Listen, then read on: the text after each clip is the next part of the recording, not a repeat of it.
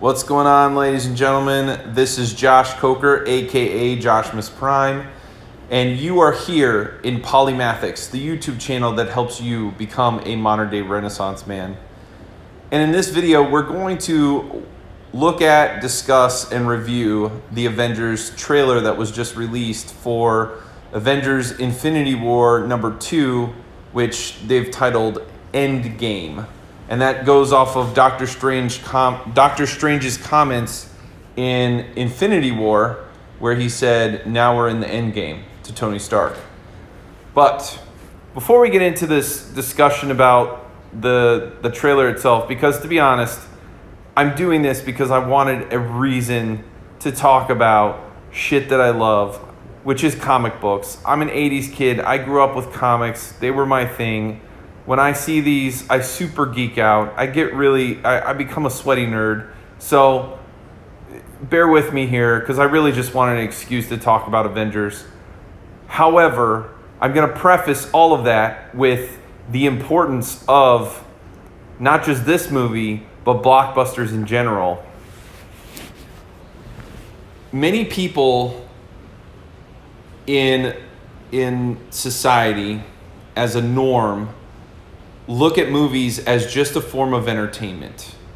And because of that, they kind of dismiss the importance of movies in society, in a societal structure, and the role that they play on forming the society, molding the society, educating the society. And when you look at the sheer amount of eyes that are on films every day of every year, the fact of the matter is, the film industry is one of the main mediums that is educating and informing our society worldwide. And because of that, this is one of the major mediums that our newest mythologies are being told through. In terms of like our humanity, anthropology, it's being told through this new medium. But the mythologies in some ways are the same, the structures are the same, but the lessons are slightly different. And so for all the haters out there who, and I've heard it ever since I was a kid. You know, back when I was a kid, reading comics they'll rot your brain. It was just like video games. There was no real credence to comic book reading. They were just, you should have been reading a novel, or you should have been reading some high literature, according to the experts at the time who quote unquote knew things. But the reality is, comics are now, those stories from comics, which shaped and molded my childhood, are now shaping and molding the society at large. And they continue to, and I believe they will continue to, for a great deal longer. From what we've seen in terms of, if you take a look at metrics and statistics, the views on comic book shows, on comic book movies, have only increased exponentially since the 1980s, and they will continue because, again, these comic books, and I'm not just talking about Marvel, DC's in there too, along with some others, are some of the main mythologies that have come out of our modern society that actually apply to everyday life. I'll give you a quick example. Spider-Man. One of the big lessons there that everybody kind of knows is, with great power comes great responsibility. And so through the superhero character of Spider-Man and / Peter Parker, we the audience are introduced to that lesson, that thematic lesson, and it plays through in all the storylines and stuff that he goes through. In the same way, Marvel has done a great job of creating a huge pantheon of characters, sticking true to the source material, and allowing us to to have new thematic lessons. And I mean, just consider, even right off the bat with Iron Man, they touched on things like, weapons of mass destruction and the kind of like the war machine. And I don't mean the character war machine, but I mean like the fact that you have like, arms dealers that are selling under the table and things like that. That's a modern day issue that was being addressed in that time, and that was towards the end of the war on terrorism too. So like they were still talking, like, think about it, Iron Man gets attacked in Afghanistan by terrorists. So he was either in Afghanistan or Pakistan, I don't actually remember, but so they're touching on topics that are relevant to the society today, and they're using mythological motifs and archetypes to depict these topics.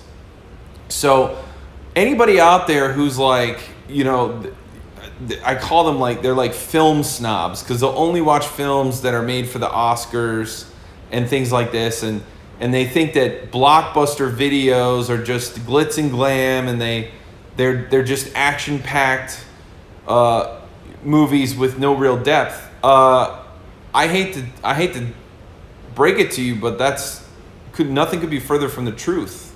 Now, I'm not saying that every single superhero movie has depth. I mean, just look at Ghost Rider and you'll see that's not necessarily true. But recently, Marvel has been doing a really good job. I mean, Captain America, the way it touched on the political views of our time, like, really hit home for a modern day audience. And I think as the time goes on, Logan was another good example of something that I would consider Oscar worthy. These movies are going to be seen by the general public with a little bit more, I don't know what the word is, but they're not going to be viewed as just some comic book thing or some kid thing. Like they're actually informing the audience, the society today, on events and problems that we're facing now. Age of Ultron talked about, the future issues that we're going to have with artificial intelligence. I mean, I could go on and on. The list goes on and on, but you get the idea. So, if you are like me and you are a comic book nerd and you love watching these movies, and somebody tries to say something like, "Oh, they're not real literature," or that's bullshit, and you should call Boulder Dash on them and explain to them, like, the fact of the matter is, these movies are making billions of dollars. Why are they making billions of dollars? Because millions of people are watching them. If millions of people are watching them, that means that it is resonating, and that's worldwide.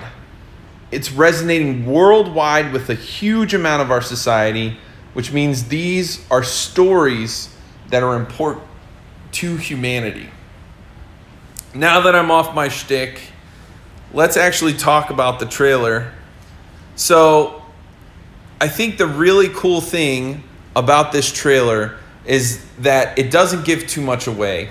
We see Iron Man. He's like on his last leg. It looks like, he's lost in space and nobody's going to come and get him. He's sending a message to Pepper Potts.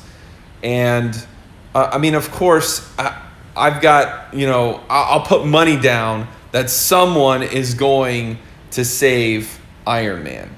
Or someone's going to come across Iron Man, and then he'll live, and he'll team up with Captain America. We see Captain America. He doesn't have his beard anymore. I liked his beard, but who cares? It's just a beard. Thor is back in play. Basically, we have all the original Avengers, and then we have a couple other ones. Well, we also saw, which I thought was very significant, we saw Hawkeye. So I'm glad to see that he's back. We also see that Ant-Man comes back. That's towards the end of the trailer. So somehow Ant-Man escaped I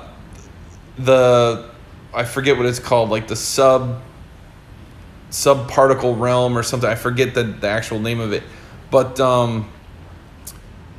which I'm interested to see how are they going to explain that, or are they just going to leave that kind of iffy in the air?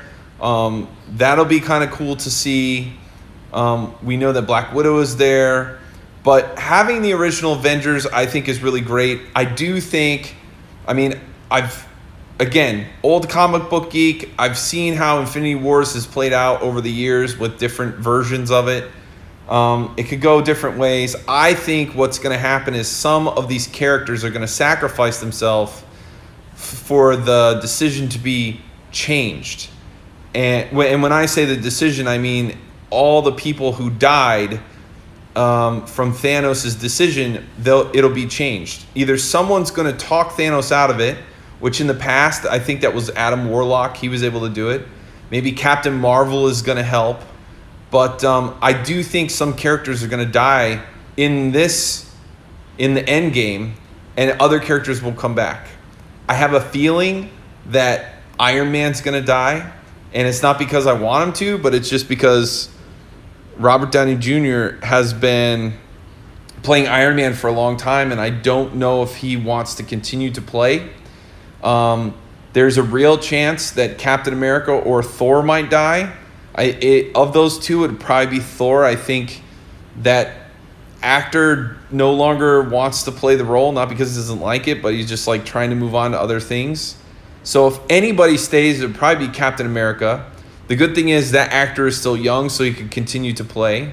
I know in the past, Jane Foster, who was Thor's like girlfriend, she was able to take up the mantle of Thor, and there was like a female Thor, so that would be interesting. Maybe they'll go into some sort of like alternate type of universes where some characters come back, but they're not quite like we remembered. I do hope of all the characters, I have a very sneaking suspicion that they're going to bring back Star-Lord and most of the Guardians. And my real hope, though, is that they bring back Spider-Man. There's already going to be another Spider-Man. I forget the name of it. It's not Homecoming, because that was the name of the other one, but it's got a catchy name like that. So if Spider-Man comes back, I would love for Spider-Man to come back. I think this is the best rendition they've had of him. I think there's a lot more story to tell for Spider-Man. It's just a matter of time to see what happens. If not, I think that would be a lost opportunity for them. Also, I wonder if they're going to use End Game as a bouncing off point for Marvel stage, I don't know what it is now, 3, 4, 100. There's so many stages that they go through, but now that they have the rights to X-Men, Fantastic Four, all of these other franchises, I'm hoping that they use that as a bouncing off point. Now, the thing that they have to be careful of is they're dealing with hundreds of characters. I mean, they've got a shit ton of characters. I think in Infinity War, there was like 50-something characters, and they did a great job of balancing out screen time and the importance of each character. But when you then add the X-Men and X-Force and Deadpool and like all these other characters, the question is, are they going to be able to continue to do a good job? My hope is yes, and my belief is yes, but we'll only know when that happens. And again, the reason that any of this is important is because these are the stories that are going to shape and mold society over the next few decades. And when you think about it, just like Star Wars, Lord of the Rings, any good blockbuster that stood the test of time, which these ones are for the most part, these are going to be stories that people rewatch over and over again for the next 20 or 30 years. So, you know, it's not insignificant, the decisions that Disney is making. And, you know, that's another point. Disney is the one running the ship along with Marvel. And they have a very long track record of making stories that last a long, long time. So I think I'm super excited to see what happens. I can't wait to. I'm glad they didn't show too much in the trailers either, and I can't wait to see the movie. I'm also excited because it says it's coming out in April, which is nuts because Mortal Kombat's also coming out in April. So I'm excited on all different fronts. But what do you think? What are your predictions? Who do you think is going to live? Who do you think is going to die? How do you think it's going to play out? Go ahead and drop your comments down below. And if you haven't already, go ahead and like this video. Subscribe if you want to hear more. And share this with friends if you think they might be interested too. All right, this has been Josh. Take it easy.